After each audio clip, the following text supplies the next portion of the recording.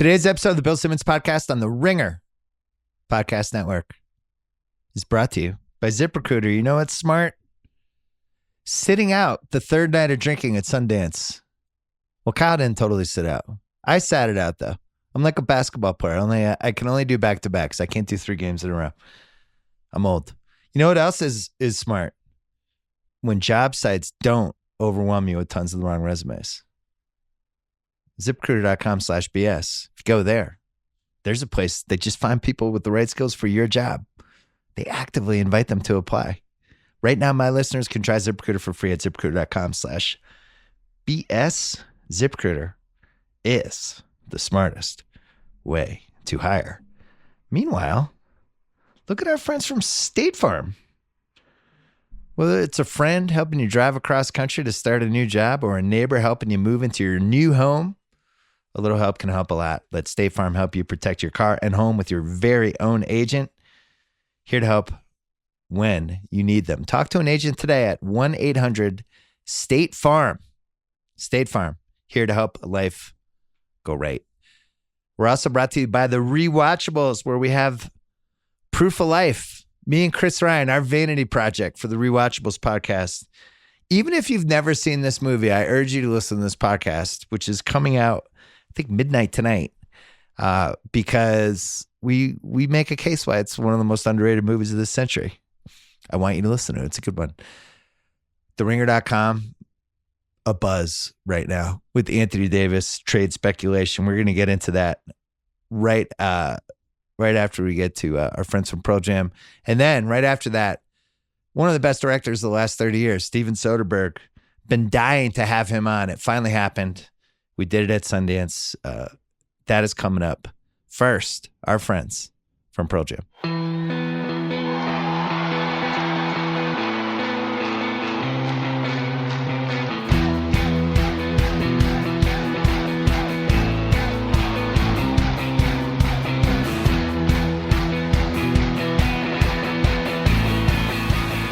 So we're here at Sundance. We've been here all weekend. Just came to check it out. It's a great place. It's 30-year anniversary of Steven Soderbergh hitting it big here, and he's going to come on later to talk about that. But I hadn't been in a while. I had forgotten. It's a lot of the film industry's here, obviously. You got documentaries, movies. It's a free-for-all for people that love movies. You're constantly hopping in Ubers and Lyfts trying to get to this screening or that screening. It's really fun to be in a theater when they're premiering something and everybody's there. There's just a certain energy to it. There's a lot of people usually rooting for the movie, and it's a good experience. We came down, we like to check this stuff out. I haven't been here for so long.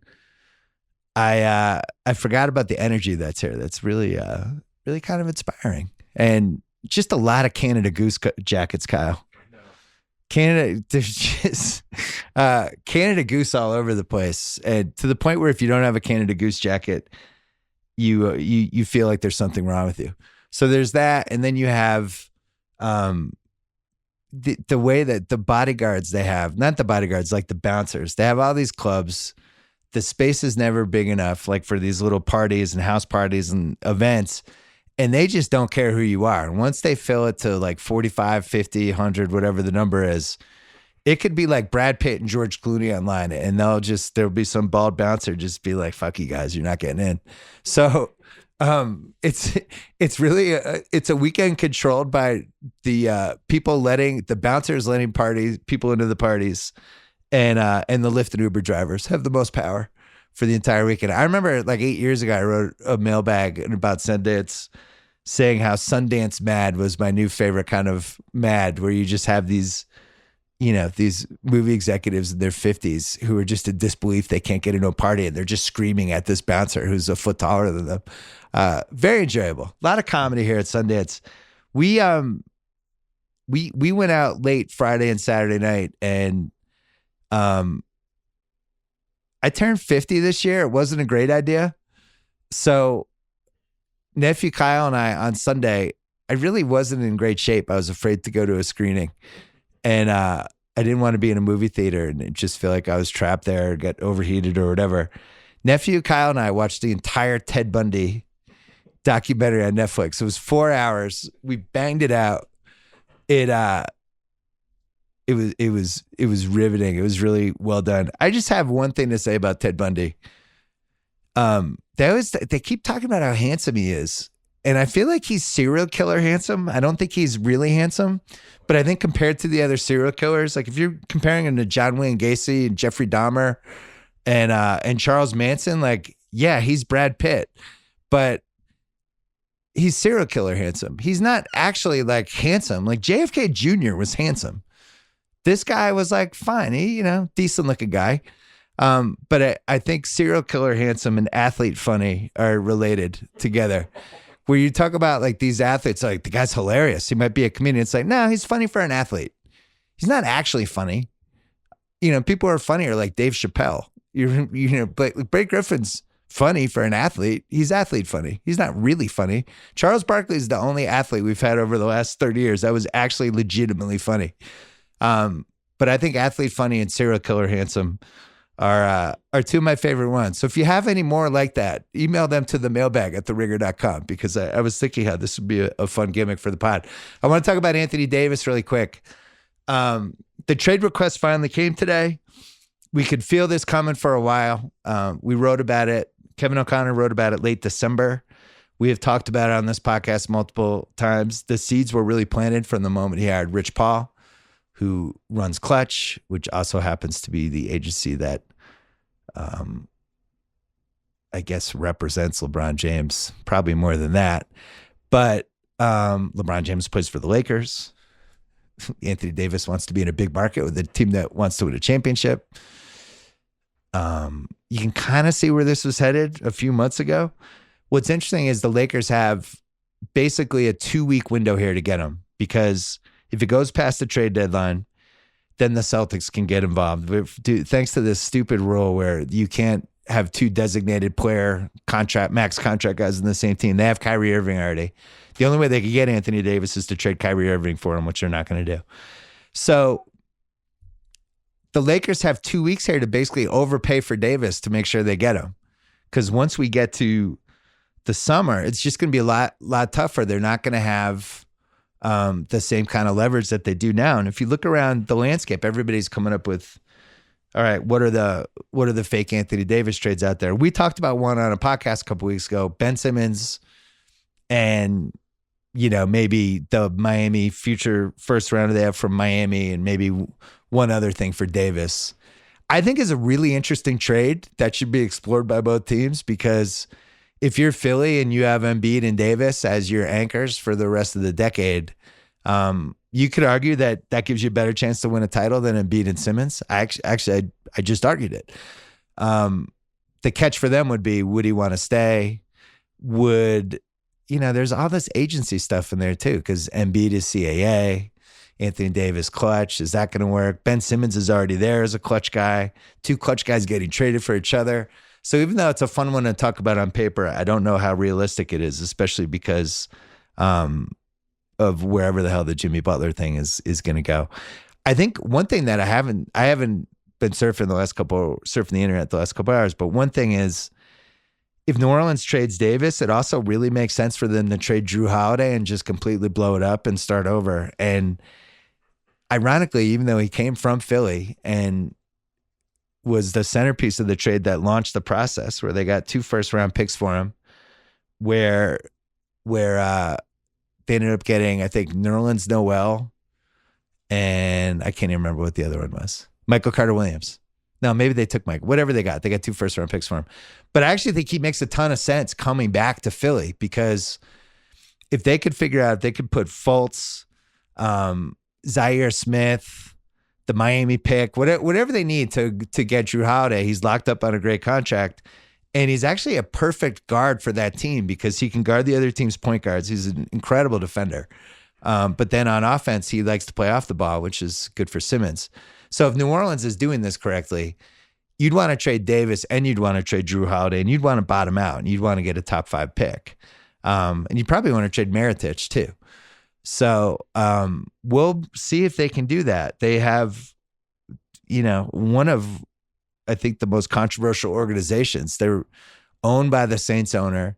They've had Dell Demps as their GM this entire decade. He was the one that made the Chris Paul trade that David Stern hated so much he vetoed, which led to some good Grantland pieces for me.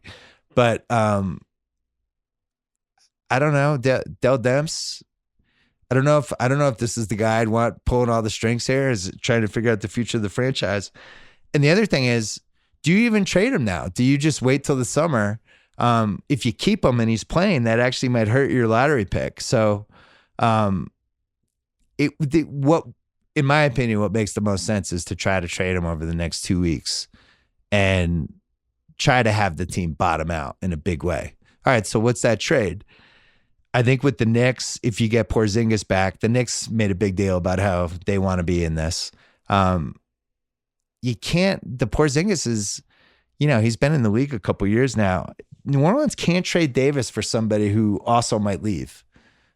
They've got to turn him into draft picks and pieces of guys who are actually stuck there, which is why the Boston Celtics package is so appealing, like whether they want to put Tatum in it or not in the summer. But they have a bunch of draft picks and a bunch of like ways for the Pelicans to kind of control who's on their team. So to me, it's really Lakers or Boston. I think anybody else, it's just too risky because, again, he has the chance, not this year, but next year, he could leave. And he's made it pretty clear he wants to play for championships. The difference of making $175 million versus $240 million, he doesn't really care, or whatever those numbers are. And he's really motivated by the titles. I think the red flags are he has a little trouble staying on the court. He kind of had one foot out the door this whole season, which in general is a policy I don't love. If you're supposed to be one of the three best players in the league, which talent-wise he is, I kind of wanted him to do what he did last year, where he just put the Pelicans on his back after Boogie went out. And he's like, fuck this. I'm not going down like this. We're making the playoffs and I'm going to kick ass. He's statistically has been really good this year, but I don't feel like it doesn't feel like it's a get on my back type situation. It feels like it's headed for an uneasy ending.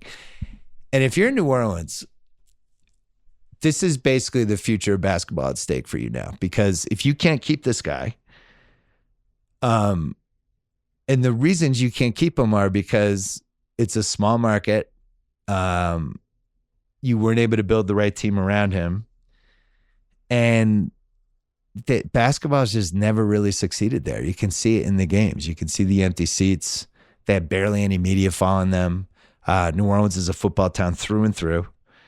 And there's just probably better locations for this team if you can't keep Anthony Davis. So you got that hanging over you too.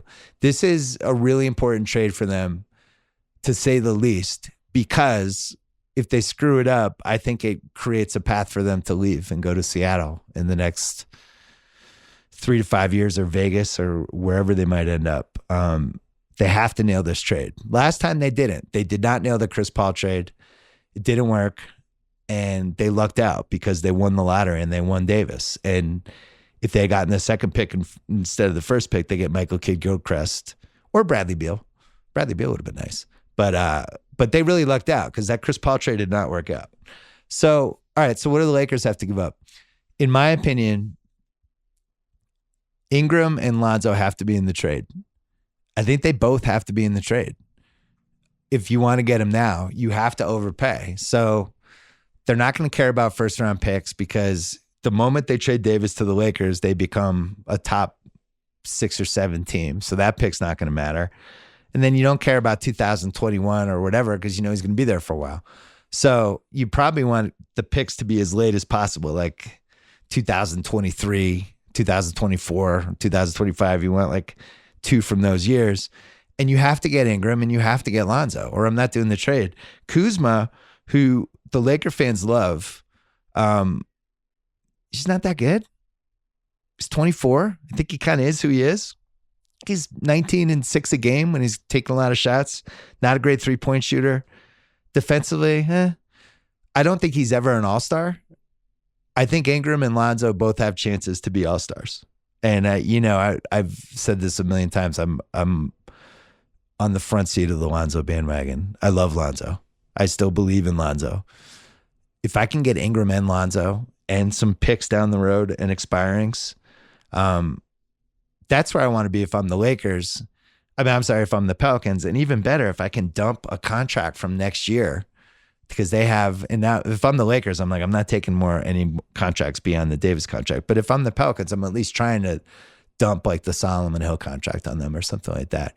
This is a big deal though. I went back and tried to figure out just what the parallel of this is, where you have somebody who is a top 5 guy, at worst, top 3 guy at best, depending on if he's healthy and he's happy, just becoming available.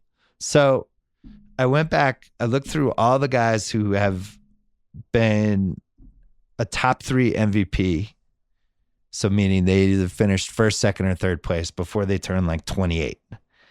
And it's just not a long list of guys who have been traded. If you go backwards, like Will Chamberlain got traded. Wilt was selfish. You can read my book for more. Wilt got traded like right after. He was averaging like 40 points a game, but he got traded.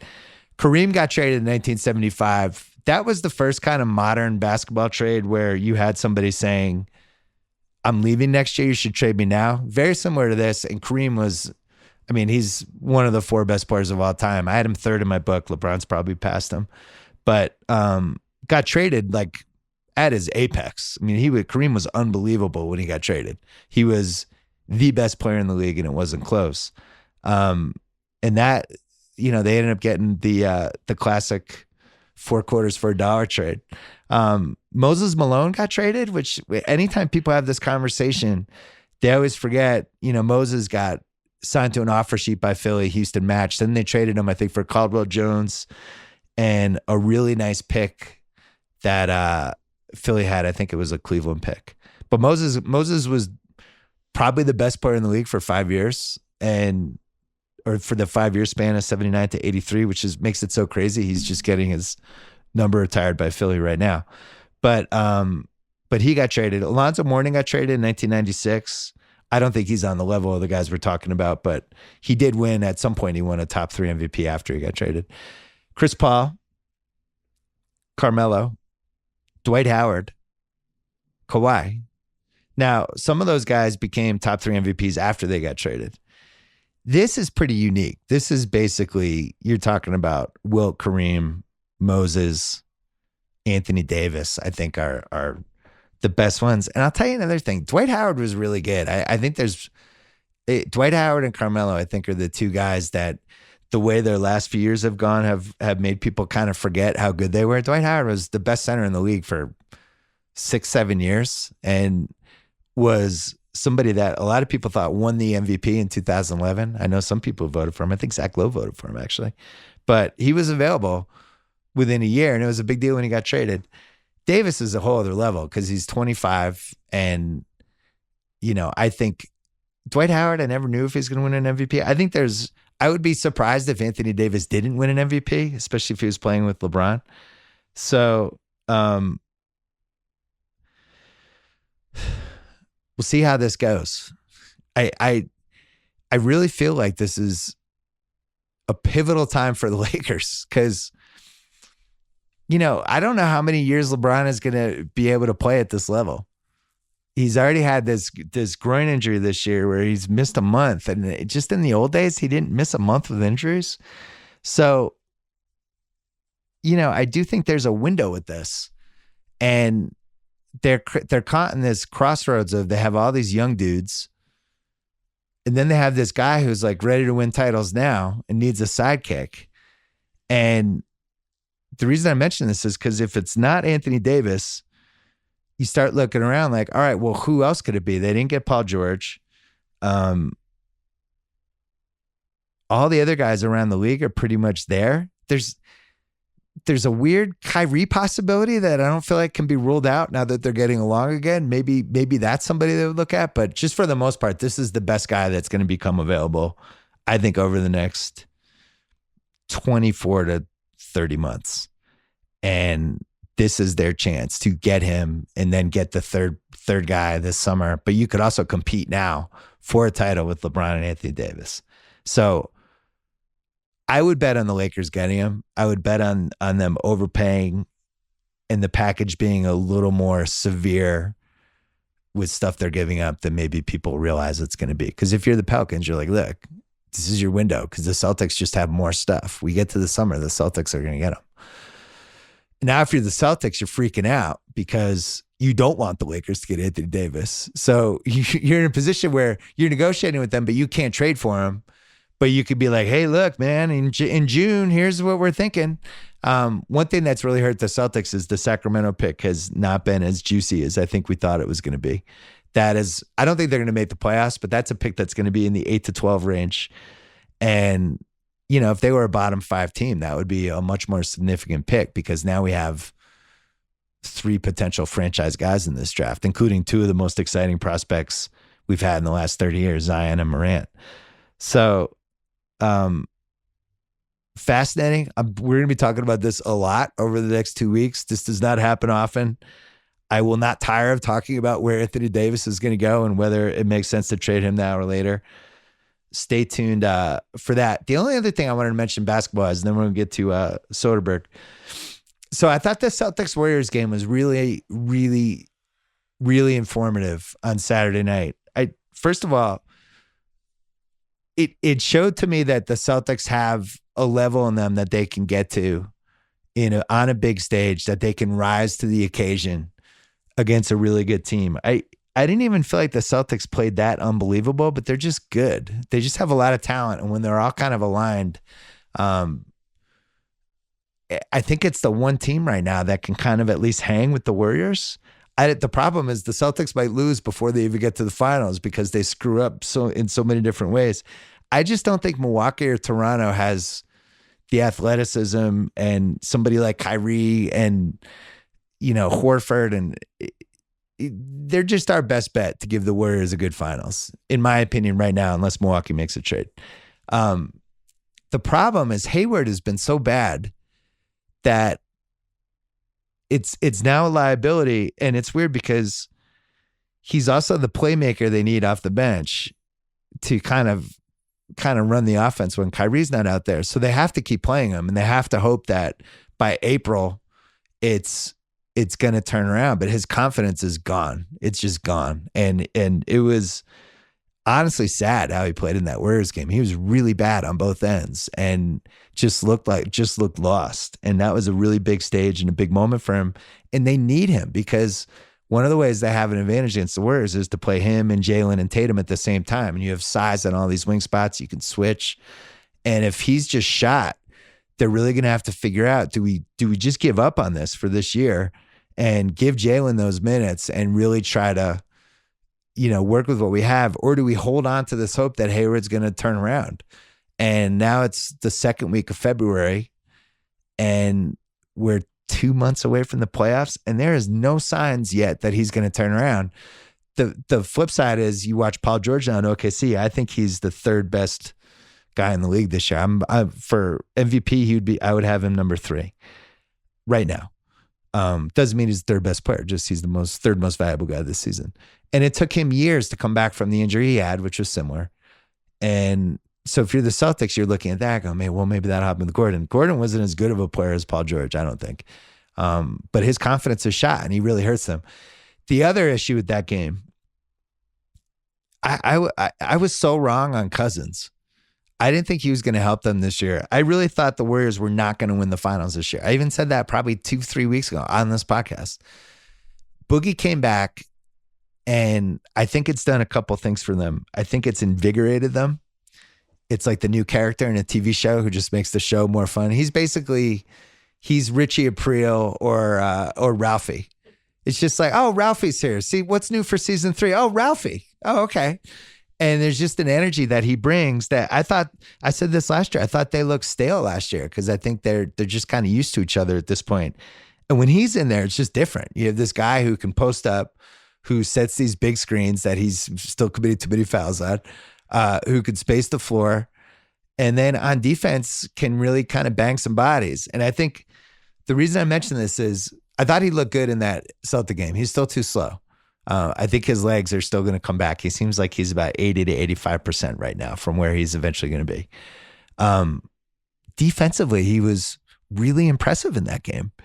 And the way that the Celtics were just trying to get him in pick and rolls and trying to expose him, and he was making the right decisions and doing the right things. And it really reminds me of Bison Dele in '97 when he came in there on a Bulls team that had won 72, that headed for 69. It was getting a little stale. And then he came in and just gave them a little extra and a shot in the arm. And Cousins is much better than Bison Dele. But the stuff he brings to the table, they've just never had before. And it's made me completely rethink. If he's going to be healthy this year, I just don't think anybody can beat them. I think it's going to be too hard. You saw the Celtics the other night, went toe-to-toe, and the Warriors just got a couple stops, made a couple plays, and it's just too hard. And now they have looks. Now they can go big. They can go small. They can play Draymond as a 4. They can play Durant as a 3. Like, it's fucking crazy. So I went from thinking this Cousins thing was totally overblown to now thinking that it's going to ruin the playoffs. That's where we are. Lots more to discuss on Davis and all this stuff over the course of the week. We're going to put out a new trade value list for January. I did not write anything this month because we got swamped with some other stuff. So what we're going to do is, just because I wanted to keep the monthly list out, we're going to put that out. I'm going to do a podcast about it and try to explain some of the decisions. I still want to write the actual trade value. So I'll probably do that either in February or March. But we're going to put the new list out. And what's fun, and this is my favorite thing about this, so many things have changed. Like, I did the last list. James Harden was like 12th. And now it's like, who's Houston trading James Harden for? Giannis? That's it. So it accounts for a lot of that stuff. Paul George made a big move. Some other guys slid the other way. And we're going to run that this week, and we'll do a pod talking about a lot of that stuff. And we also have Super Bowl and a whole bunch of things. One last note on pods. I'm going to go on Cousin Sal's Against All Odds pod. We're going to do most of our giant Super Bowl prop podcast on that podcast with the trifecta. And then Sal's going to come on mine. We'll pick our favorite props from that podcast, do the rest on mine, and he'll do the Gary Russell bet. So there you go. We're going to take a break and then coming back with the one, the only Steven Soderbergh right after this. Hey, let's take a break to talk about Roman. Guys are terrible at taking care of their health. Studies show 70% of guys who experience erectile dysfunction do not get treated for it. That's bad. The thing most people don't realize, ED is like a check engine light for a man's body. It could be an indicator something more serious is going on, like a heart issue or diabetes.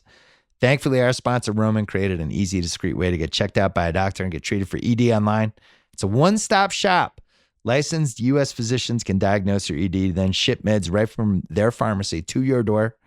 With Roman, you don't have to wait in waiting rooms, deal with any awkward face-to-face conversations, or make any uncomfortable trips to the pharmacy. Just visit getroman.com/bill to complete a brief online visit. Once your doctor ensures that treatment will be safe and effective for you, they can prescribe FDA-approved medication to be delivered in discreet packaging to your door with free 2-day shipping. Go talk to the doctor. ED can be tough to tackle. It's really important to get it checked out. With Roman, it's really easy to take care of it. And today, Roman is giving my listeners a free online visit and free 2-day shipping at getroman.com/bill. Check it out right now. All right, this is great. Monday morning here, Sundance, here with the guy who is widely credited for being the first Sundance breakout star, right? 1989, 30 years ago? 30 Steven years. Soderbergh. Still walking around. When you were here in 1989, overwhelming? What was it like? Well, it couldn't have been even 1/20th as big as it is now. No, it was very different. It was called the U.S. Film Festival at that point. And hadn't become the market that it became the year after Sex Lies. You started it. Well, there were a couple of films that were here that it was a good year that year. There were some really good movies. Yeah. But it certainly was part of a wave that I think was inevitable in the late 80s, early 90s. You know, the 80s was not a great period for studio films. They kind of took over. All of my heroes like crashed and burned in the late 70s. Studios took over and it became a much more corporate business. And it felt like there was a hunger on the part of audiences to see things that were handmade. And so we sort of surfed that. I'm so fascinated by that stretch from 85 to 89, basically, because, the 70s are so romanticized. Kyle and I watched, don't ask me why, because I've seen it 100 million times, but The Godfather and Godfather 2 was on AMC last night. And we just got sucked into Godfather 2 with the commercials. And it's 3+ hours long. He's telling two different narratives that it just shouldn't have worked. And it's probably the best movie ever made from start to finish. But I was thinking, like, God, like what is that movie now? Is that like a comic book hero? It's hard to say where, I grew up with that dream of having filmmakers that were independent-minded working in the studio system. Yeah. During that period from 66 to 78, 79, all of my favorite filmmakers were working for the studios. So I didn't grow up as a snob. Yeah. And I wanted to work in that system as well. I just grew up in a suburban subdivision in Baton Rouge and didn't know anyone. Yeah. So I had to come at it through a different path. But there was a period from Sex Lives, I'd say, through the mid-aughts where that seemed to be working. You had some really good filmmakers working in the system, and then it kind of went away. I think 89 to probably 95 is even as the years pass, but it feels this way now. But I think even like 25 years from now, I think those 5-6 years are going to be remembered a lot like we remember the 70s. I know I got interviewed for a book that somebody just wrote about 1999. Oh, yeah, I heard about the list of films that came out that year. And you look at it, and it's a pretty great list. We do a podcast called The Rewatchables, and I was looking at that because there's we like to tie it in sometimes to the anniversaries and stuff. 99 was ridiculous. Yeah, it was a good year. And all kinds of movies, too. Yeah. And movies that, like we did this, we have a Rewatchables podcast coming tomorrow about this movie called Proof of Life that I felt like actually was a great movie that didn't get its just due, which is why we did it. And it's probably it comes out in 2000. It's got Russell Crowe at his A-list apex, right? Like Gladiator just came out. Tony Gilroy script. Right, Tony Gilroy. And it's just the kind of movie that if you put 2000 Russell Crowe into 2019, he's wearing a cape. Yeah. He's not doing Proof of Life. No, everybody's wearing tights. He's Plastic Man. I know. And it's like that part scares me for where things are going. But then the stuff you're doing, like I saw High Flying Bird. You filmed it on iPhones. Like you're still experimenting. It's really good. It's really interesting. And that gives me hope that, I still feel like the experimentation's there. It's just, I wonder, can Godfather 2 still happen? I don't know. I don't either. But whenever I get into a despairing mood about that stuff, I'm also aware that as I'm feeling that way, somewhere in some room, somebody's making something that none of us know about yet. Right. And it's going to come out and blow us away. So, I'm always hopeful. There's somebody out there. I'm always fascinated by the camaraderie of the directors of those 70, like that Spielberg, Lucas, Jenner, Coppola, all those guys. A lot of them were friends. They looked out for each other. You did not have that experience in the late 80s, right? Everybody was much more on their own. And eventually it seemed like it happened. A little bit. I mean, there's a good feeling amongst the people from around that period. We were going to festivals together, and you'd run into people. So in 89. So who were those people? Well, that year it would have been Jim Jarmusch, Spike Lee. We were running into each other a lot, and it was fun for me. Spike and Jim were one of a handful of filmmakers during the 80s who were actually making interesting stuff independently. Jim in particular was very forward-looking and sort of legendary within independent film circles because he owns all his negatives.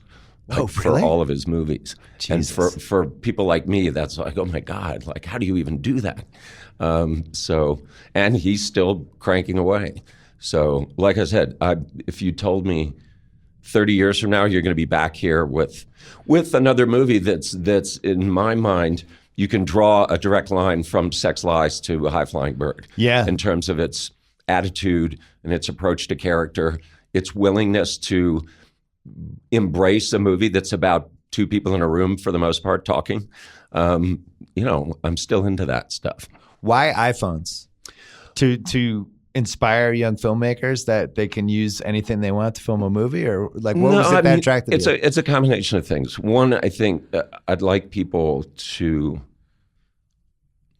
I don't think people are aware of how advanced this technology really is, and what you can do with it. For projects like High Flying Bird, it's the right tool because of the ease of putting the camera where you want and how quickly you can move. So if I had a traditional camera package, even on High Flying Bird, there were certain things that I wouldn't have been able to do exactly the way I wanted. So the film, I think, would not have been any better. It might have been worse. It certainly would have taken longer. And so going forward, I think now we're about to be in a space where you're going to have a camera about the size of a phone with a full-size sensor. And that'll be a game changer because what's great about the iPhone is I can put it anywhere. Literally, I can Velcro it to a ceiling. I can do whatever I want, and that's very liberating. But it's not. It was perfect for this. You know who sees that? Kids. Yeah. I have a 13-year-old daughter and an 11-year-old son, and I live in LA, which, I think LA is a little more artistic than most cities, and you have a lot of kids of parents who are in the film industry, or they're producers or directors or actors or whatever, and I'm amazed by some of the little films that my kids' friends made, and my kids have been in them, and they're like, "Yeah, what'd you do all day? Oh, we shot a horror movie. You did?" And then they show it, and it's like, wow, this is like not terrible. No, I wish I'd had these tools. Oh my I was God! starting. I think that generation, when they hit like 19 to 22, these kids that have been, because all the editing stuff is great now, and these kids are gonna have a sense of narrative structure, how to cut stuff, how to edit, that there's no generation that's had that. No, it's pretty incredible how quickly this technology is advanced, and how literally with a laptop you can make a really, really good looking movie. Like, you really don't need much more than what's in your pocket, right, and some software, and off you go. I've seen projects where people did incredibly elaborate visual effects, and it's all Adobe After Effects. Like, they're all doing it on their laptop. What would you say if I told you that Sex, Lies, and Videotape is my mom's favorite movie, like ever? Well, would that explain at least some of my eccentricities? There's a lot to unpack there.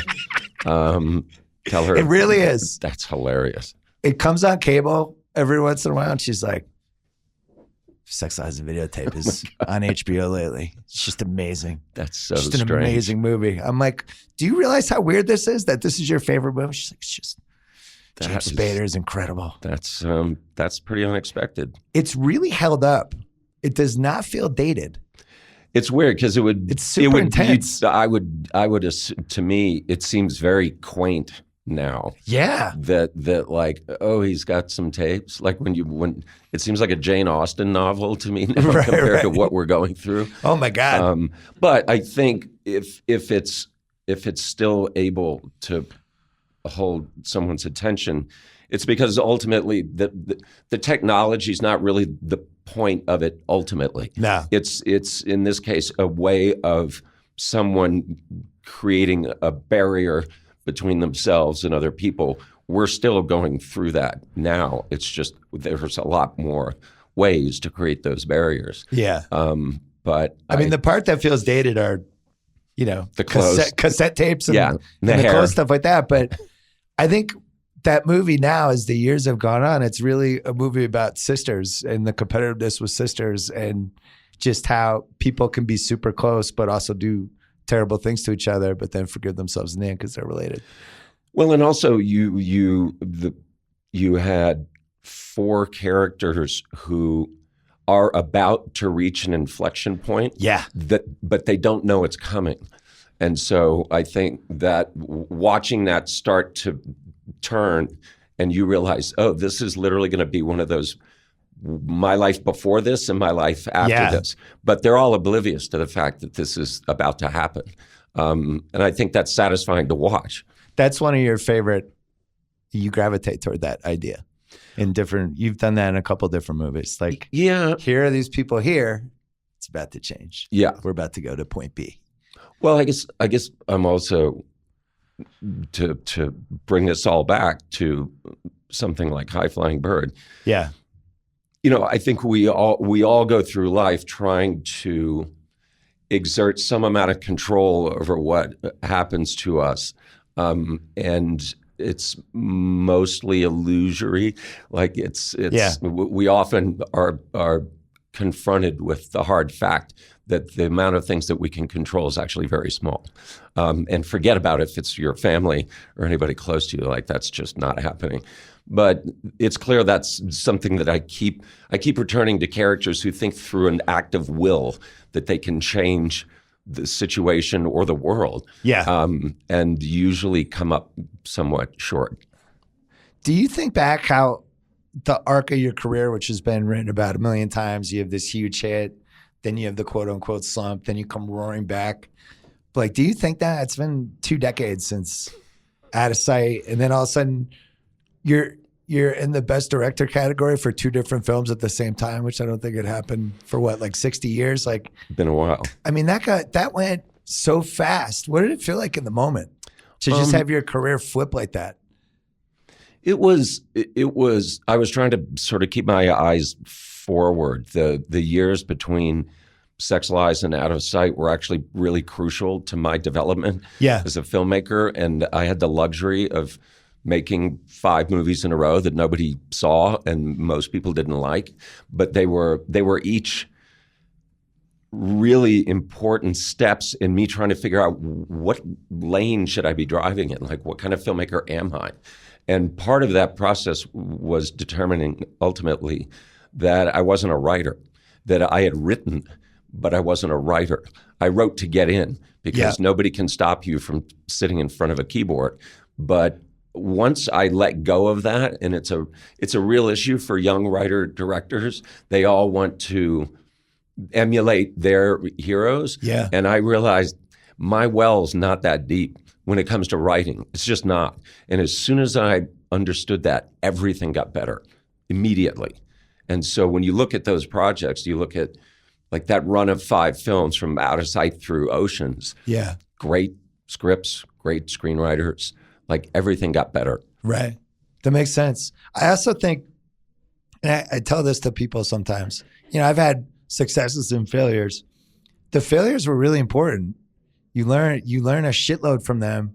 I don't regret anything that I've done that didn't work or didn't work as well as I thought it would, because you take what you get out of it. You're still going to get something. No, the successes, as it turns out, are kind of a mystery. Yeah. And impossible to conjure at will. And you just have to surround yourself with people that can at least give you the best shot at having something work. So it's kind of, I always viewed it as success as this kind of mysterious person you spent a night with and then is gone the next morning. You don't know anything about them. Failures like the family that comes over and won't leave, and you eventually have to like forcefully kick out of the house. Yeah. But if the business has changed in a way that makes me feel for the generation that's coming up now, it is that I had the luxury of those failures. Like you can't do that now. If you're a young filmmaker, you cannot make 5 movies in a row that nobody sees. You're in jail. Yeah. So that I feel, and that is, I think, a necessary part of anyone's evolution. Nobody, well, very rare. It's very rare. People don't emerge full blown right out of the gate. It's really, really rare that that's the case. You need time to develop. Do you think online, Twitter, just the way movies are dissected now, would have been harmful for you in the mid-90s if that stuff was there? If it had been around prior to Sex Lies, I think I would have gotten into a lot of trouble because I was such a punk about what I thought was good and what I thought wasn't good. And I would have gotten in some serious hot water, I think, just mouthing off about stuff. Yeah, seriously. Yeah. Well, especially like, you know, you spend a year on a movie or something, then it comes out and you get these people shitting on it. And if you're in your 20s, like the good news is that if you've done any sort of self-education about how that stuff works, you'll go back and find that many of your favorite movies that have had a huge impact on you were not liked, certainly weren't successful when they came out, and that's just part of the thing. I've had a very kind of, I look at it as sort of, it's relevant to me in the sense that it can affect the commercial life of the film if you get good reviews or you get bad reviews, depending on what kind of movie it is. But I've never taken it on as any kind of definitive truth about what we made. Right. Like I just have never taken it on like that. By the time I've finished something, I've been through a process with friends and family that's, you know, speaking of Tony Gilroy, when you invite Tony Gilroy to see a rough cut of one of your movies, you better be prepared for what's going to happen. He's giving you the real notes. I mean, he's incapable of hiding how he feels about something. And that's the good news. And the even better news is if you're in a situation in which you need help and you have a problem that needs to be solved, he will roll up his sleeves and help you. So that there's a group of people that I call upon, and I have to take a deep breath before I do. I was going to ask you about that. How many people is that? Probably 20, 25, spread out. And I had one director friend of mine on a movie. Finished. The movie was finished, basically. We had delivered it, and he asked, you know, "Oh, you're screening it? I want to see it." And he watched it, and he essentially grabbed me by the lapels when it was over, and he said, "You need to throw the score of that movie out." He goes, I don't know what its commercial potential is. As it turns out, the movie had none. But he goes, it's ruining. It's one ask too many, and he was right. He was right. I threw the score out and had one completely rewritten. And that was not something I wanted to hear in that moment, but he was right. I was friends with William Goldman, who recently passed away, and there was all these different stories about him. And one of the ones that I thought was great was about he saw Silence of the Lambs, like a cut of it, and it was like pretty much locked. And he was like, "It's great. You should take out that part with the FBI director when his job's in trouble, like that. Just take it out." And Demi was like, the film was locked, and it was in his head, and he's like, "Let's go back in and see if we should take that out." And they took it out, and Goldman was right. Right. Because that's like, it sounds like over and over again you hear that as a theme with directors and storytellers. Like sometimes the one thing you take out is the most important part of the whole process. It's great that process is impossible to quantify or predict because it keeps it fresh, but it's also super frustrating because you reach a certain point, you're like, well, I've been doing this for a while. I feel like I should be able to go to the hoop. Right. You know, but as it turns out, every movie's different. The culture, the moment in the culture is different. You just don't know what is going to land. And what I'm always surprised. Things you think are super clear to people are not, and then things that you think, oh, maybe we're being, you know, a little too oblique with this, and people are like, oh no, 2 minutes in, I knew that. So it's a strange process, but never boring. When did you feel like you had command of all your pitches? Like, was there a movie where you're just like, I know how to do this? Well, Out of Sight was the first opportunity to really put into use what I felt I'd learned in the years between Sex Lies and that. Yeah. It was a watershed movie for me in a lot of ways. Most importantly, it had to, regardless of how it performed, it was important that it be perceived creatively as a success, that I could work within the studio system with movie stars and make a movie that is solid.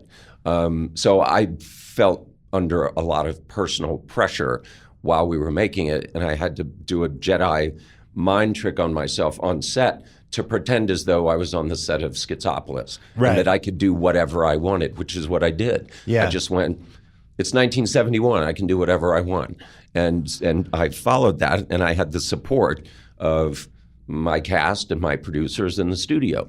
So I was very fortunate. But that, once that happened and I was on the other side of it, I felt like, okay, let's go. Like I set up a bunch of projects right on top of each other because I feel I'm seeing the ball. Like, let's go. And so that, 5 movies in 3.5 years, that was a good run. I have no idea why Out of Sight didn't do better when it came out. It really had everything. Summer. We weren't supposed to come out. It should have been like an October movie? It was supposed to come out in October. And did they move it up? No, what happened was Meet Joe Black was behind schedule. Meet Joe Black was supposed to come out in the summer, and they were behind. That's bullshit. What are you going to do? The head of the studio who gave me the job said, I got a problem here. I need a summer movie. You're done. You're ready. It's a good movie. And I went, okay, it's your call. But it doesn't feel like a summer movie. I mean, in a weird way, it worked out, but it probably didn't feel that way at the time because it's a beloved movie. No, it's the fucking perception awesome. of it is that it was successful. That's the good news. In retrospect, nobody realizes we got crushed by Armageddon, actually. Oh, Jesus. Yeah. So, but again, it did for me what it needed to do. It did for George what it needed to do. We hooked up at exactly the right moment. We both needed this movie to work. And so that started a relationship that turned out to be very fruitful. So it was that was a big one. I had Sorkin was on this podcast 2 weeks ago, and we were talking about timing and luck and like how, I mean, it's not a secret, but it's just how incredibly important it is to catch people at the right point sometimes with movies. Totally. Clooney and J-Lo, at probably like the absolute perfect time you would have wanted them to make that movie. I still was like discovering J-Lo. I'd seen her a couple things, but I didn't know that much about her. That was the first time I really felt like I'm spending 2 hours with J-Lo. And then Clooney was basically the ER doctor who hadn't really made it big in a movie yet. And we didn't know if he could carry one. And then it's like, oh yeah, he can carry one. Yeah, well, I think we were both viewed as people with potential. Yeah. And the questions were starting to come up like, and when are we going to see what we think we see? And so, yeah, he and I bonded very quickly over that immediately. Like we had very similar taste in movies anyway. So we just sort of fell into this very, very fast. Was it a coincidence that you just start working with huge stars after that? Did you gravitate to talent? No, I think it's a matter of understanding what's going to be best for the project. And not shying away from the fact that movie stars are a very important tool in your arsenal. They've been with us since the beginning of cinema. There's nothing wrong with putting movie stars in a movie. It's only a problem when they're misused or it seems inappropriate or it distorts the project somehow. But there's nothing, I think, for an audience, nothing more satisfying than seeing one of their favorite movie stars in a role that you feel like they were born to play. Like that's like a real dopamine hit. Yeah, I remember Tarantino was saying that about Pulp Fiction, how he loved John Travolta. He just felt like he was a movie star. It's like, I really want John Travolta in this movie. Yeah. I like John Travolta. And it's really hard for an actor to pass that point where people feel that way about them. But like when you had Julia Roberts, what was that like? That was 2000, right? Erin Brockovich. And she'd made some strange choices in the 90s, but then kind of went back to being Julia Roberts, My Best Friend's Wedding and Notting Hill. And it's like, oh, Julia Roberts. Yeah. And then you hit her right as it's like, oh, she can do this too. And that's like the most unique performance of her career. Because she's Julia Roberts, but she's also, you're absolutely right. That I was very aware that the timing of this was perfect. It was exactly what she wanted to be doing. So she saw very clearly what the movie could do for her creatively. I had just come off, I'd been approached about doing Aaron Brockovich while we were doing Out of Sight, because it was the same set of producers. They described it, so I remember where I was standing on the set of the mansion at the end of the film, Albert Brooks' mansion, as they pitched me this idea between setups, and I literally said, "That sounds like the worst idea I've ever heard for a film. Why would you think I would want to do that?" Year and a half later, I'm in the middle of editing hell with the Limey, which it's not clear at the point that they reapproached me that we were going to be able to figure that out. Yeah. Like it was one of the most terrifying creative periods of my life, the months of editing the Limey. Yeah. They came back to me, they had a new draft of the script, and they came back to me, and suddenly a movie like that seemed to be the perfect thing that I should be doing. It's going in one direction. Yeah. Like, it's very simple. All I've got to do is make sure I've got the camera in the right spot to capture this performance, and we're all going to be fine. So that 18-month period, I just needed to move into another direction. But when I think back that wow, that could have easily not have happened, I was lucky. Traffic couldn't have been as easy. No, that was Those are tough ones. We didn't have the money till 3 weeks before shooting, because the consensus was no drug movies ever made money, which was true. Yeah. And so every studio turned it down, and it was Graham King and Barry Diller at USA Films who came in 3 weeks before and said, "Okay, we'll do it." It was Scarface didn't make money?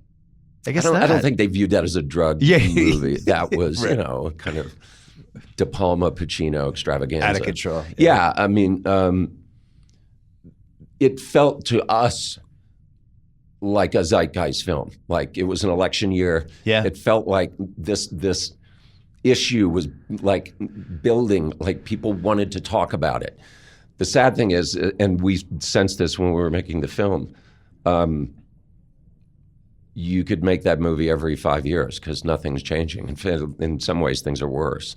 So at the time, it felt it has to happen now. If we miss this window, it's going to close and we'll never get to make this.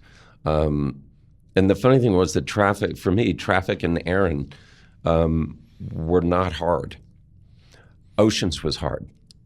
Oceans was hard. Why was Oceans hard? It was a new grammar for me.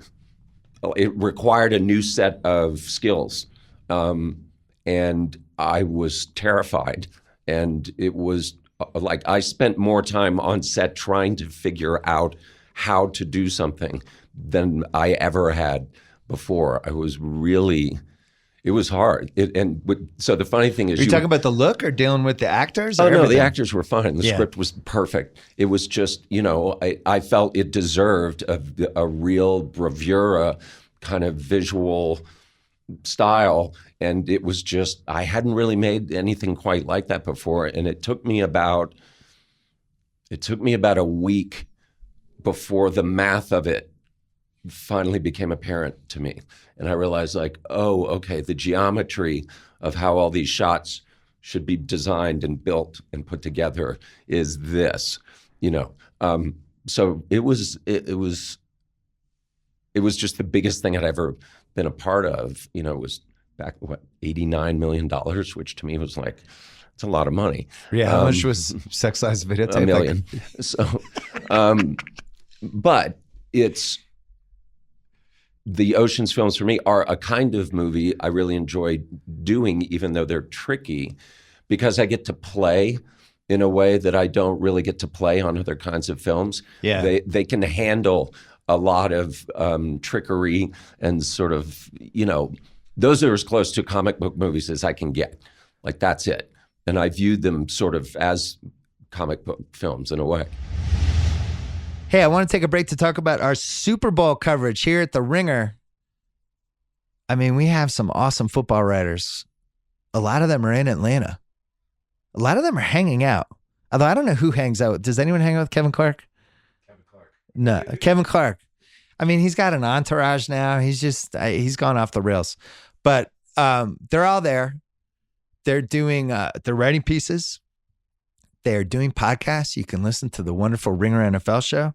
You can listen to Dual Threat with Ryan Rossillo. He's going to have a Super Bowl preview. You can listen to Against All Odds, where I'm going to be on there doing the Super Bowl props with the degenerate trifecta. You could read all of our great coverage. And most important, not most important, but almost as important, just as important. There it is, Kyle. Just as important. We sent our social team down there, and we're doing a bunch of videos that you can watch on our YouTube channel as we try to get our YouTube channel over 100,000 subscribers, inching our way closer. Kevin Clark's going to be doing Slow News Day from there. We're shooting a bunch of little short videos, trying to catch just the scene, what it's like down there. So check that out. TheRinger.com, Ringer Podcast Network, live from the Super Bowl all week. And then on this podcast, I'll be doing my big pick on Thursday. So there you go. Were you surprised all those actors got along so well? A lot of famous people in that movie. Yeah, I mean, George and I, one of the things that I think, bonded over was the no asshole rule. So yeah, I was going to say, it's almost like putting together a basketball team where you want to make sure you don't have like the cancer. Yeah. So people were vetted. You know, interesting. And I'm glad, because it was fun. It was fun to watch them together, because they really liked each other a lot. They never left the set.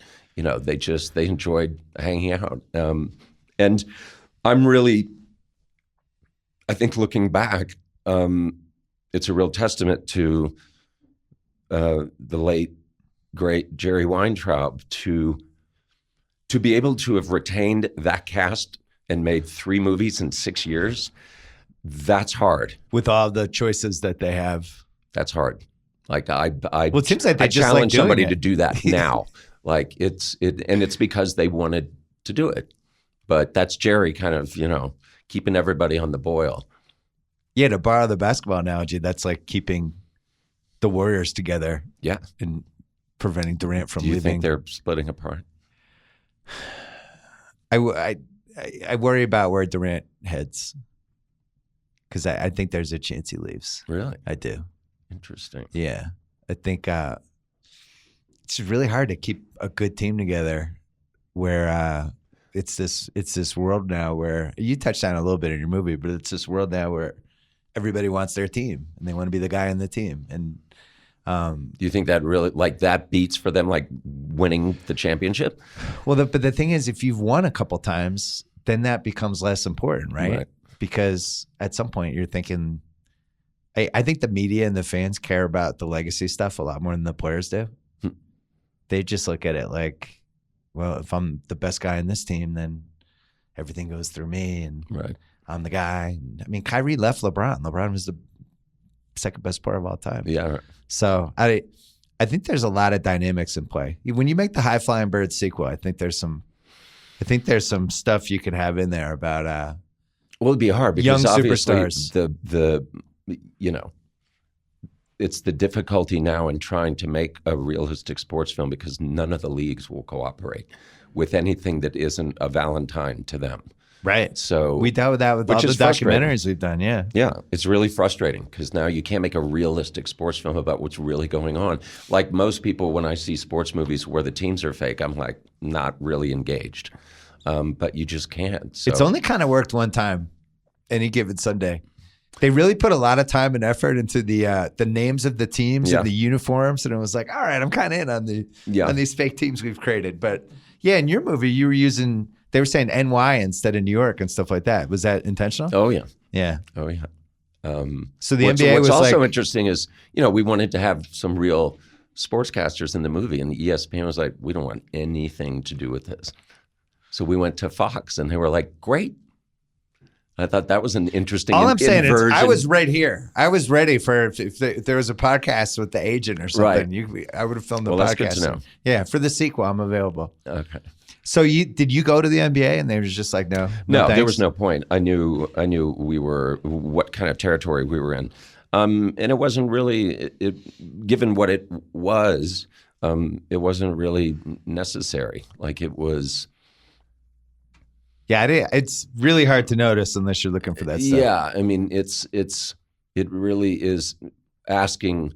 The movie is just asking a lot of what if questions. And when somebody asked me the other day, well, what would you hope the takeaway from this movie would be for people watching it? And I said, well, what I would hope is when they watch a basketball game now, they really think about the lives of those players, like right. that these are people, and they're like you're watching them on the court. They have another 22 hours that they've got to deal with, and it's pretty intense. Like interviewing those three guys, it was clear, like the level of scrutiny and pressure they're under is just extraordinary. So for those of you who don't know out there, you intersperse Karl Anthony Towns, Reggie Jackson, and Donovan Mitchell. And they're just kind of pop in every once in a while. How long did you interview those guys for? I think each one was about 25 minutes. Yeah. To half an hour. I got some good stuff. I should probably put something together. They were incredibly generous, with their experience, and it was fascinating to hear them talk about how the game is now and how it's changed even in a generation for young players. And they talked about sort of what we were saying, that there's very little tolerance now for people who are kind of toxic or don't do the work. Like this idea of this cliche of like the savant player who can just like walk onto the court and create magic. They're like, that doesn't exist. Well, there's too many dynamics in place now for if you're an asshole or if there's some sort of power struggle between the stars or whatever, it just comes out now. And, 30, 40 years ago, we still had people covering the teams, but it wasn't like it is now where people would just be like sources. Oh my God! Think about the Yankees from the '70s. Oh my God, the Bronx Zoo. In today's environment, I mean, people nuts. I don't know how they would function. The system's kind of designed for these guys not to get along long term. Now you could argue basketball's always been that way because you go back and it's like, Shaq and Penny broke up, Kobe and Shaq broke up. Oh, Michael Jordan and the Bulls, like they just decided they don't want him anymore. So it's just really hard. When you think about it, I think part of that is driven by it's a physically intimate game. It's a small team. Yeah. You're like right there, like your pals are like sweating all over you. You're like touching people. Like it's a very intimate game. What I like about it is, I was saying to somebody the other day, it's as fast as a sport can get without becoming truly violent. Yeah. And so that's why it's so fun to watch. But there aren't the opportunities like there are in some of the other sports to like be over on this side of the field. Yeah. Put me out wide so I don't have to talk to that guy. Right. But here you're in the pit. And so I would imagine it's a much more, emotionally intense experience for those five people on the court. But it's interesting to look at the game. I don't know how you feel about it seems to me like there are too many games given how many teams make the playoffs. Like 100%. If you're going to have 82 games, you can't have 60% of the league going to the playoffs. I agree. That's why nobody starts watching until March. Basically, because you're like, what were these first 60 games for? It's weird that everybody's watching, but there's no urgency with the standings. Right. But I've been amazed that the biggest thing that's changed this decade, just for doing this for a living and having websites, like we had Grantland 2011, and then the site we have now, The Ringer. It's a 12-month-a-year sport now, and people care in July and August, and that was not the case before. Whereas like some other sports, it's flipped. Like in baseball, you get to the end of the year, and as soon as the championship's over, it's like the draft. Let's talk about the draft. Free agency. Yeah, exactly. Where's he going? Yeah. And then this guy, and he might want to trade, and we just get content out of it constantly. And then a sport like baseball, the two biggest free agents are still unsigned. It's crazy. And it's heading into February. I know. And if this was basketball, we'd be having a heart attack. Like just today, right before we started taping this, it came out Anthony Davis demanded a trade from New Orleans. Really? His agent basically leaked it to Adrian Wojnarowski, who's the top basketball reporter. Right. And carefully orchestrated on Monday morning to start the news cycle. It's just what basketball is now. It's 2019. It's like if we're going to do this, I'm going to do this the right way. We're going to start the day with it. Everybody will get their shows out of it, and then try to figure out where he's going. And that's what all we're going to do for the next 2 weeks is figure out what the Anthony Davis trade is. Yep. So it's just become part of what basketball is. You dipped into this lockout. We had Grantland. We started in June 2011. There's a lockout right after. Yep. And there hit a point where it was like, fuck, what are we going to do? There might not be basketball.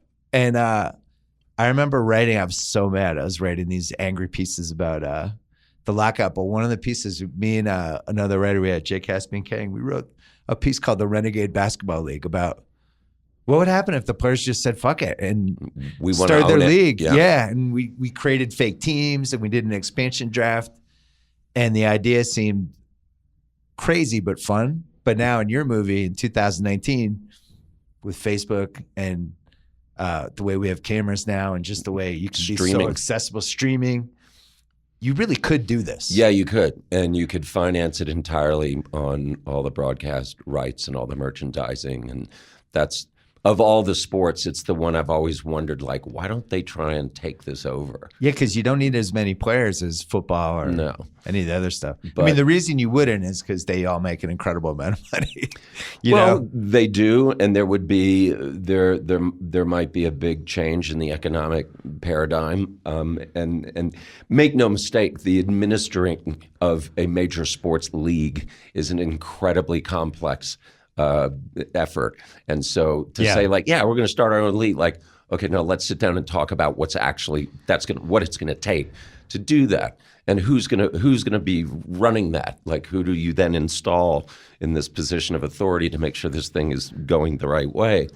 But it is interesting to me. The movie sort of gets into this idea of, to what extent do the owners in these situations have rights over the players' lives and what they do when they're not on the court? Well, I think the players have pushed the envelope on that in all kinds of ways. I mean, they're basically like, they do whatever they want on social media. Right. And the NBA has no control over it. And the NBA guys with social media, they're the biggest ones out of all of them. And, LeBron's he can have his own press conference after games. He doesn't need to talk to reporters. Yeah, right. He just skip the middleman. Almost like how Trump uses Twitter. He doesn't talk to anybody. Reporters. Now, there's a benefit to talking to reporters. But, I'm really interested in seeing where all this stuff goes, because did you follow the Tiger versus Phil thing? Yeah. So the basketball version of that. I watched. Yeah, I paid it too. So the basketball version of that is Zion Williamson, who is one of the most exciting prospects ever. Yeah. And then there's this other prospect, Morant, on Murray State, who's a guard who's basically like a taller Russell Westbrook, and he's also an amazing dunker. Those guys, between the end of the college season and the draft, could just have a dunk contest and be like, it's $9.99, pay-per-view it, and people would pay-per-view it. They would make money right away, and the NBA wouldn't be able to do jack shit. Absolutely. So I'll be interested to see if that stuff starts happening, because I think it will. And that was one of the reasons I liked your movie, because you're foreshadowing where this world is going, which eventually everybody's going to look around and go, hey, do we need these old white owners anymore? Well, and I think the real, that makes me think that this college athlete thing has got to be sorted out. That's what's going to come. This is just ridiculous that these kids, that Zion's in class right now and he's going to be leaving in late March, and that's it, and is generating tens of millions of dollars in revenue for that school, and he gets nothing. Like, there has to be, this can be figured out. You come up with a system, some sort of point system or something, where there's some level of compensation here for these players who put in the hours. Like, it's hard to watch, frankly. It's gotten to the point with me with college sports. I don't enjoy it the way I used to. Yeah. It's hard to watch because I think, as we know, catastrophic injury, you're done. That was it. Good luck with your degree. Yeah. I think the NBA has the key to this with the G League. Mm-hmm. The G League I'm really intrigued by, because they don't really spend any money on the players, or it's for whatever reason, they haven't kind of gone all in on it, but they should. And when they do, they could basically, these guys could come right out of high school and go to the G League, get drafted, and you spend at least a year in the G League, maybe 2. And with the way everybody wants content now, that it's actually pretty good content. If Zion's in the G League this year, and the Knicks G League team. Well, it makes sense too, because in talking to the 3 players that I interviewed, they agreed. I was sort of talking from the outside, and I said, it would appear to me that of all the major sports, there's the biggest gap between college play and pro play in basketball as compared to any of the other sports. And they were like, absolutely. They all said, like, I just basically had to forget everything that I was taught when I played until I showed up in the pros. They're like, it's just a different world. Well, we talked about failure before. It's all these guys were always the best or one of the best, and now you get in the league and you, like Mitchell says that in the movie. He played like, what, 22... He had 20 points in like 11 games or something. Yeah, 11 games or something. It's like, that's, I guarantee the first time that guy's failed at basketball since he was like since 8. ever. Yeah. So, you know, that's part of it too. The Celtics are doing with that now because they just have a loaded roster, and they have these young guys that would be starting on any other team who are playing 18 minutes. Right. And they're not playing well. And part of the reason they're not playing well is because they know they could be playing 40 minutes on a different team. So it's complicated. I want to talk about sports movies really quick. So a topic I've been fascinated by forever. I've written a shitload about sports movies, and there's these different genres, right? So you have like the 70s is like the first wave, right? You get The Longest Yard, then you have Rocky, and then like everybody ripping off Rocky with every different sport, basically all the way through, I would say maybe the mid 80s. Then there's a little more creativity. We get to the late 80s, and you get like The Field of Dreams and those type of movies. But at the same time, we're still making Rocky over and over again with Major League and those kind of things. Then it kind of dies down. Then it comes back again in the late 90s because they become profitable because you can put the 1 star in the poster. And then that leads to this next great wave of movies that the Remember the Titans and all those kind of movies. Then that starts to go. And sports movies can't make the same money. You know, it's just not a worthwhile bet for the studio. And because the foreign's not very big. Yeah, because they don't, especially if it's football. Yeah. So by 2009, it starts getting really interesting. The movies kind of go to another level, and they become movies that kind of use sports, which is what you do. You made a movie that happens to take place in sports. With no sports in it. With no sports in it. Well, what I was trying. But that's where we're heading. What I would have wanted to avoid in any sports movie is the situation in which your emotional engagement with the story hinges on the outcome of a specific game. Yeah. You know what I mean? That's just a trope that's in all sports movies, and it was one that I was not interested in following. Yeah. So what I liked about when Andre and Terrell McCraney and I started talking about the movie is I realized, this will be fun because it's never going to be, you're never like rooting for somebody to hit one at the buzzer. It's a sports movie without that cliche in it. Yeah. And hopefully, I mean, anecdotally, people who've seen the film who don't follow sports find it easy to engage with because the issues in it can be applied to almost any context. Yeah. And it's fairly, kind of, I had in mind when we were making it Sweet Smell of Success, which is one of my favorite films. Very like fast, verbal, contained period of time that the story takes place over. That was what we wanted to recreate. Yeah, it's interesting. Jerry Maguire, so that was 96. Yeah. It kind of flipped the script on what a sports movie was, but it still had the climactic game at the end. Yeah. But I thought that was such an important movie because it created this Rod Tidwell character that was like, this is the coolest sports movie character we've ever created. This is like actually a guy who could be in football, and there was real thought to the nuances of him and the stuff he was going through. And I think over the next 20 plus years, that's been the most interesting way that sports movies has evolved, is putting a little more thought into the character. Right. Versus just like, all right, here's the setup, and then, and then he's going to rally back. And then, yeah. But what's crazy to me is that they still make the boxing movies. How many boxing movies can we make? I don't know. I got approached by one. I'm surprised you haven't made one. You're like the only director that's ever made one. Where are you going to go with that? I don't know. I sort of stopped them before they got very far. And I just went, I have no idea where you can take this, because there's been some pretty definitive movies about boxing and going in a variety of directions. Like, I don't know what my angle on it would be and how I would shoot it in a way that's better than the way some other people have done it. Creed reinvigorated it, but so much of that had to do with the Stallone hook to it, and the fact that we had a history with this guy and now he was back. And but I think part of it, I think the actors like getting in crazy shape and hitting stuff. And just like, it's almost like a rite of passage for great actors. Almost all of them have done it. Yeah, it's true. But it's weird that we've had so many boxing movies and like zero MMA movies. There's been like part of the Warrior, and that's about it. Part of the fun of making Haywire was working with Gina Carano. Oh, yeah. And it was so fun to watch her do all that stuff. Like, she was one of my favorite images that if I had to pull out, it would be right up near the top of the list. Is a shot from Haywire, and we were in Barcelona. She's running as fast as she can run, and the camera's 3 feet in front of her. I'm on the back of like an ATV thing with the camera, on a hinge. And so, like, if this thing slows down or anything happens, there's going to be blood. And she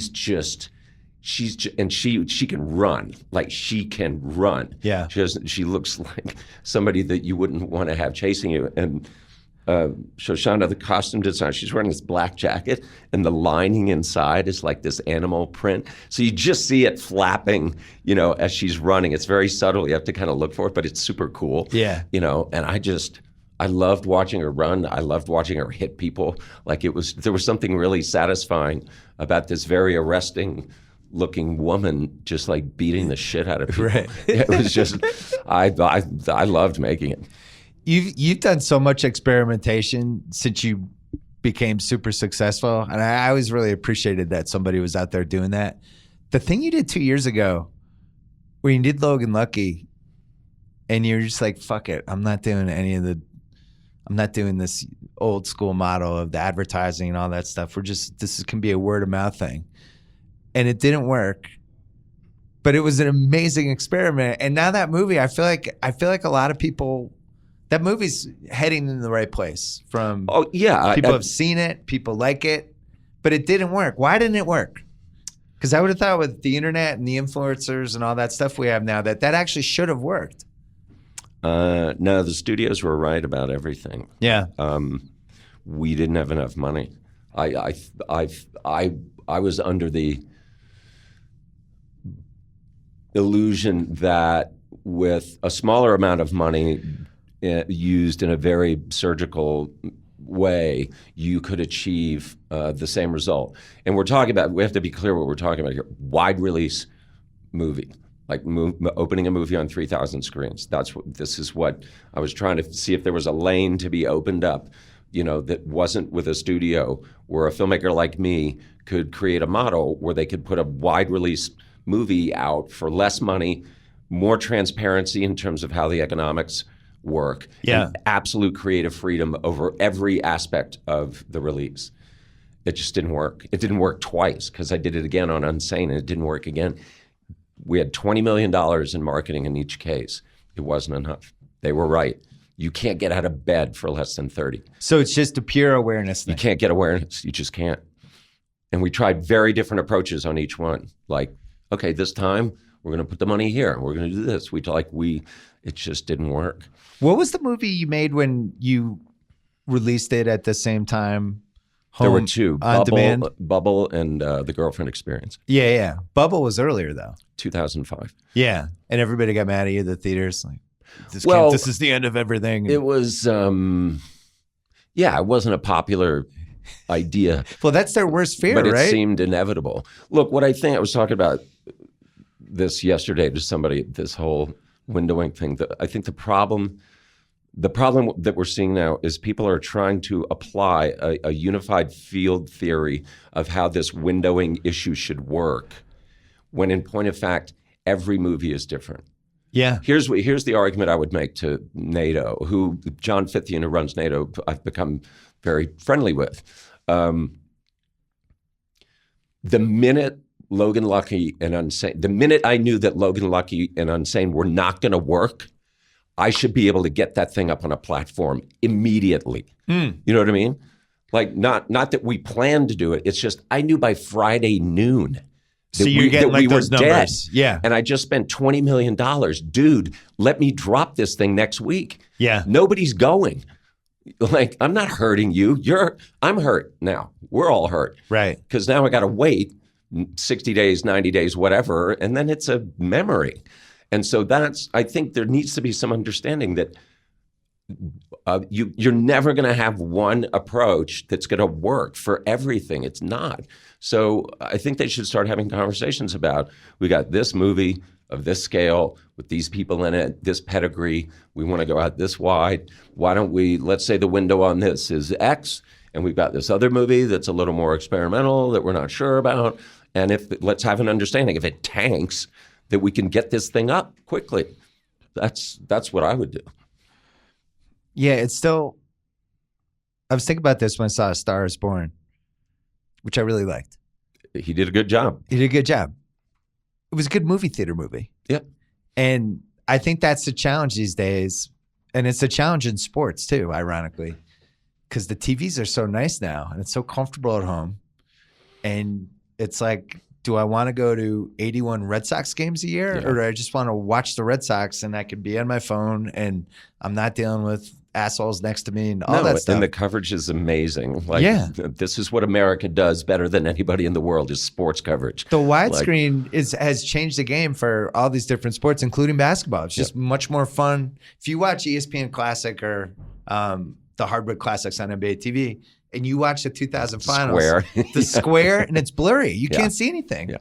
And you would see so much more when you get into the game. I still value going to the games because I think you can pick a lot of the body language stuff, how guys interact, just how breathtaking some of them are. Like somebody like Giannis, like you just have to see him in person. But it's not the necessity like it used to be. And I think movies are like that too. Yeah, there's a similar thing happening in movies in that when I was growing up, there was a big difference between what you saw on your TV and what you saw in a movie theater. Huge. There's just not that big a gap anymore. Like you're saying, now we're in a 4K world, 85-inch screens. Like, this stuff is stunning. And when you combine now, I don't know if you've all had this experience of going to theaters where people like don't know how to behave anymore. They just, they think they're in their living room. Like you're like, wow. They're on their phone. The glare of the phone is like coming out of the side of your eye. Talking and everything. They're literally like, it's their living room. So, I agree that there are certain kinds of films that really benefit from the theater going experience. Get Out would be a perfect example. That's a great.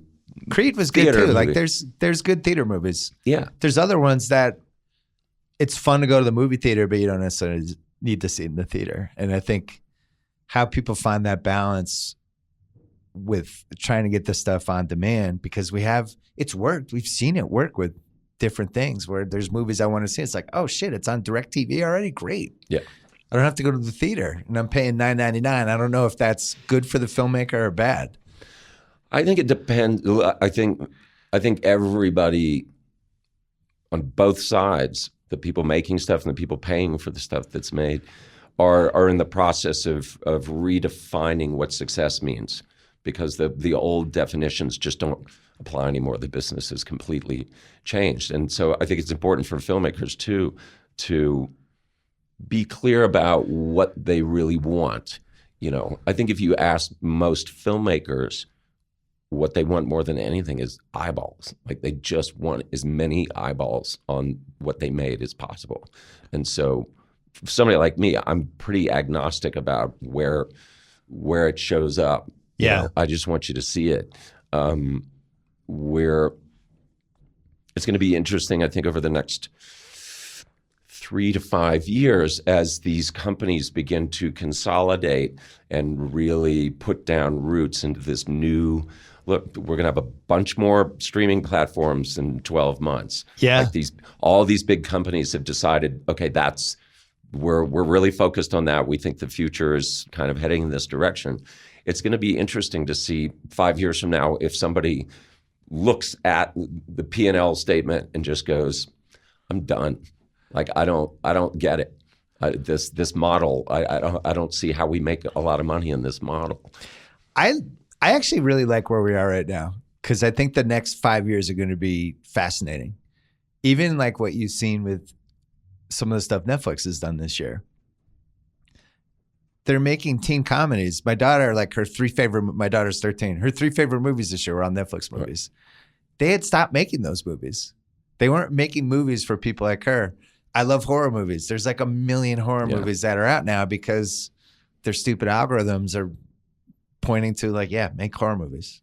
Well, it's a tricky thing because as tough as the theatrical business is, and the economics of it are not very rational, there's also at the same time, there's no equivalent in terms of success in dollars of a movie that blows up. Yeah. You can have a hit TV show and it'll throw off a lot of money over the years and stuff like that. But if you hit the jackpot on a movie that makes like $1.5 billion, right. Like there's just no other equivalent of that in the industry. So that's why people keep chasing it. It's like the Fast and Furious model, where the Decalogue. It's going to be a Decalogue. They make 10 of them. They make Point Break with cars, and it's good. And they make 2 sequels that are okay, not great. They do well. And then it becomes James Bond. Yeah.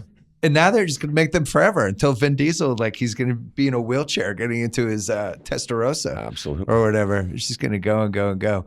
I asked Sorkin this, so I have to get your answer on this, just because it was my new favorite question for people like you. What movie over the last 15 years were you the most jealous of? Jealous of? Yeah, jealous. Because you're a competitive guy. There's just some movie out there like, oh, fuck, that's a good one. I wish I made that. Well, there was a movie that came out a couple of years ago called Under the Skin. It's a Jonathan Glazer movie with Scarlett Johansson. That's a masterpiece. Like, this guy's made 3 movies. He made Sexy Beast. That was his first movie, which is a perfect film. Yeah. His second film was called Birth with Nicole Kidman, which is a fascinating movie. Like, as close to a Kubrick movie as you can get without Kubrick being around. It's a very interesting film. And then Under the Skin is, to my mind, just kind of jaw-dropping. The reason I think about it a lot is that, again, if this was a movie that came out when I was growing up, everybody would have been talking about it. Everybody would have seen it. It would have taken up a lot of cultural real estate. Yeah. And this thing it was just, nobody saw it. Nobody talked about it. I mean, the people that saw it was like, wow, this is really good. But there wasn't, I remember seeing it with my wife, Jules Asner, who said not to say hello. Oh. We walked out of the theater and she's like, holy shit, like that was, that's a piece of cinema that reminds you of like what you can do with the language. You know what I mean? It's just such a stunning piece of work. And in this country, at least, it might as well have just not even shown up. So I see something like that. And that was a movie where I was like, wow, he's really good. I got to steal that. Like, there was stuff in it that I wish I'd thought of, I guess. But that's a good one. It is good. Look, it's.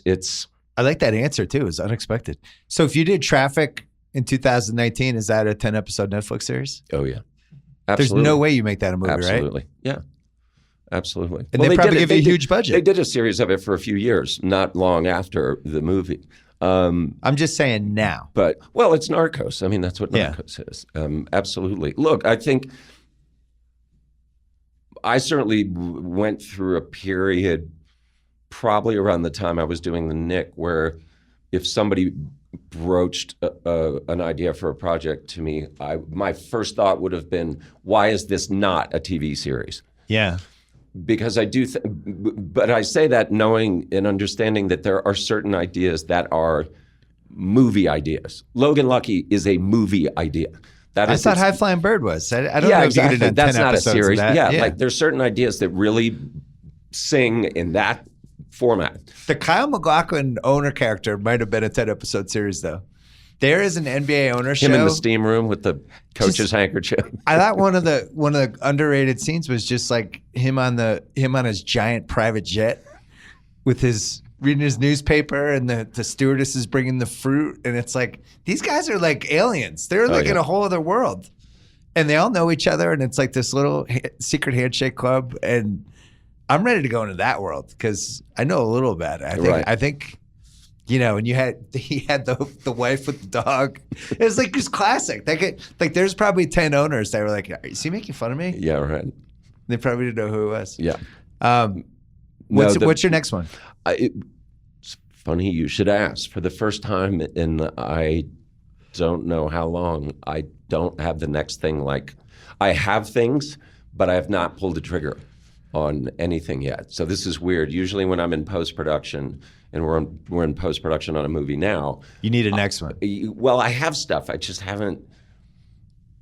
I'm not sure what. 3 of them are movies, and I'm wondering.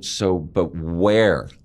Where should I make these? How should they be put out? You know what I mean? They're not movies like High Flying Bird, that are kind of smallish. They're in theory movies that did come out and go into wide release, and I guess I'm trying to figure out where's the forever home for these projects.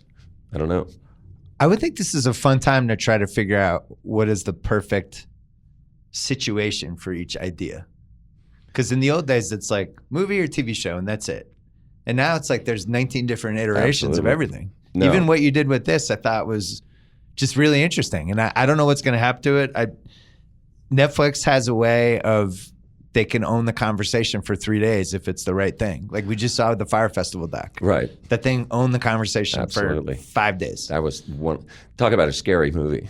That was great. 20 minutes in, I just got the sweats. Because it's literally like I have nightmares like that. Yeah, literally, yeah. where things like that are going that way. Right. That was it was really intense to watch. Like it was. I was really anxious when I was watching it. Have you made gone all in on a documentary? I made one a few years ago about Spalding Gray.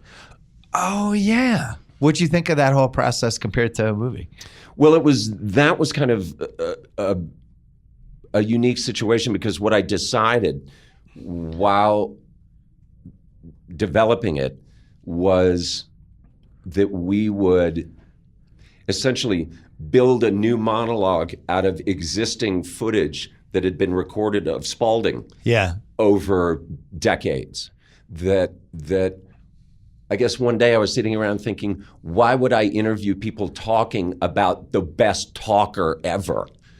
Like, let's just create a new monologue out of all of the work that he's done, all the interviews he's given. And that's what we ended up doing. We had 90 hours of stuff, and we got it down to 90 minutes. And so it became like a new monologue. So that's cool. It was also it was upsetting. Like, he was a friend. It was a terrible tragedy, and it was hard.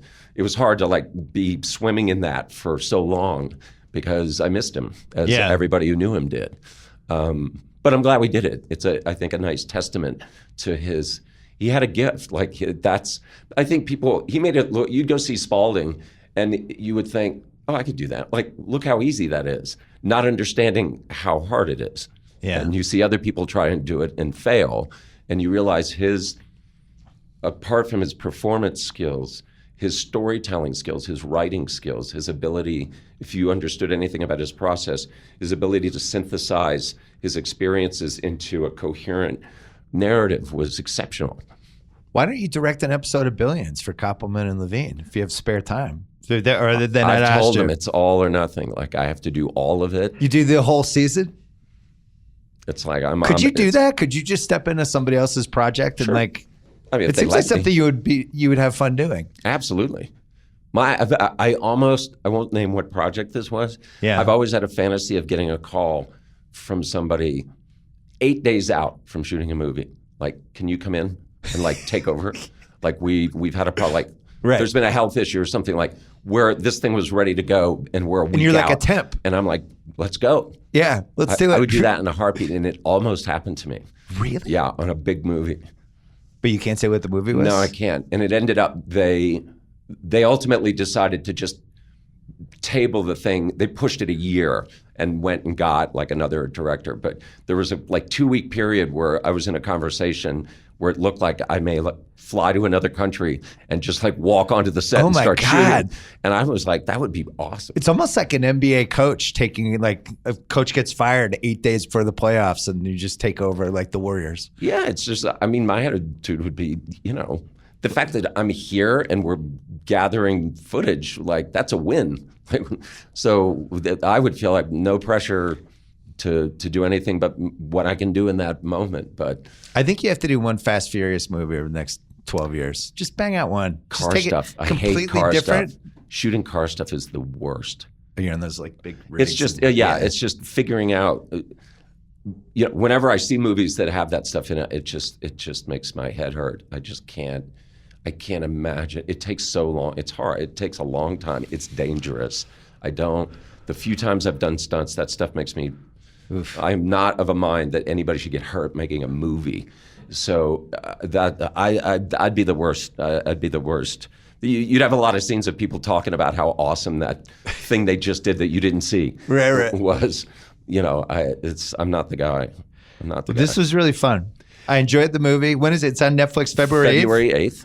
So you can watch that. think you'll Then get, the like- All-Star game comes the next weekend. You think you'll get the big top picture? Netflix? You talk to them about that? Probably for like, You need what, that. Yeah, you like need, like, 20 minutes. I think you did it for like 48 hours. Yeah. Look, I can't wait to see how it plays. they've been great. They've been very positive on the film. The trailer they made I thought was terrific. I love the poster art that they did. I thought was really cool. Like they've been super easy to deal with. You also had a couple actors in there that I just like, and it was like nice to just see them in a movie, including the lady from The Wire, Oh yeah, Sonia. who I just feel like she should be in more stuff. Yeah.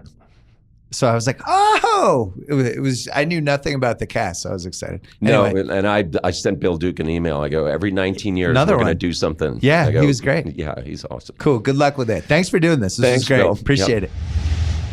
All right. Thanks so much to Steven Soderbergh. You can check out High Flying Bird on February 8th on Netflix. Thanks to Rich Paul for waiting until Monday morning to do this Anthony Davis trade request. We love when this stuff happens during the week and we have everybody in the office and working. That was really nice of you, Rich Paul. Thank you. Worst case scenario would have been Saturday at like 4 p.m. Yeah. And then,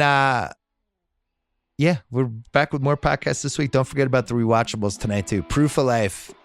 A lot of Russell Crowe conversation. A lot of Caruso. It's one of my favorite ones that we've done. So check that one out. Until then.